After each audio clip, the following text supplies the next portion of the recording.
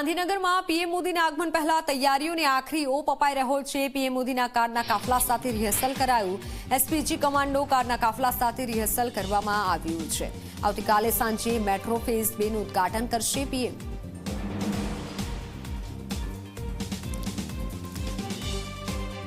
प्रधानमंत्री नरेंद्र मोदी गुजरात मुलाकातनो આજથી प्रारंभ થશે। સ્વાભાવિક છે કે દિલ્હીથી તેઓ સીધા જ રાજકોટ એરપોર્ટ જશે અને રાજકોટ એરપોર્ટથી હેલિકોપ્ટર માર્ગે તેઓ સોમનાથ જશે। સ્વાભાવિક છે કે આજે રાત્રે સોમનાથમાં રાત્રિ રોકાણ તેઓ કરવાના છે અને રાત્રિ રોકાણ કર્યા પછી 11 તારીખે સોમનાથમાં વિવિધ કાર્યક્રમોમાં હાજરી આપશે। સાથે સાથે બપોરે રાજકોટ આવશે અને રાજકોટ આવ્યા બાદ તેઓ વાઇબ્રન્ટ ગુજરાત જે રિજનલ સમિટ છે તેનો પણ પ્રારંભ કરાવશે।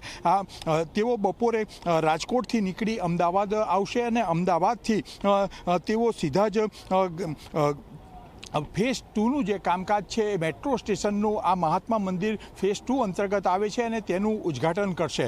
આ પ્રકારનો તેઓનો આવતીકાલનો કાર્યક્રમ છે ને અહીંથી ઉદ્ઘાટન કર્યા પછી રાત્રિ રોકાણ રાજભવનમાં તેઓ પરત પડશે। રાજભવનમાં અનેક મહત્ત્વની બેઠકોનું આયોજન કરવામાં આવ્યું છે અને તેમના પ્રવાસનો અંતિમ દિવસ એટલે કે 12મી તારીખે તેઓ અમદાવાદ કાઇટ ફેસ્ટિવલનું ઉદ્ઘાટન કરશે। ગાંધી આશ્રમની પણ મુલાકાત લેશે અને ત્યાંથી આ મુલાકાત લઈને સીધા મહાત્મા મંદિર આવશે। મહાત્મા મંદિરમાં જર્મનીના ફેડરલ વાઇસ ચાન્સલર સાથે દ્વિપક્ષી બેઠકો પણ યોજવામાં આવશે અને ત્યાર પછી જોઈન્ટ સ્ટેટમેન્ટ આપવામાં આવશે। આ પ્રકારનો તેઓનો કાર્યક્રમ છે અને મહાત્મા મંદિરથી અમદાવાદ એરપોર્ટ જવા બપોરે 12 તારીખે રવાના થશે અને ત્યાંથી સીધા જ તેઓ દિલ્હી જશે। એટલે પ્રધાનમંત્રીની આ પ્રકારની જે મુલાકાતનું આયોજન કરવામાં આવ્યું છે એ અંતર્ગત અત્યારે રિહર્સલ કરવામાં આવી રહ્યું છે। મહાત્મા મંદિર પાસેના મેટ્રો સ્ટેશનનું તેઓ ઉદ્ઘાટન કરવાના છે। આવતીકાલે સાંજે 5 વાગે એનું રિહર્સલ અહીંથી કરી દેવામાં આવ્યું છે અને આ કાફલો સીધો રાજભવન જશે।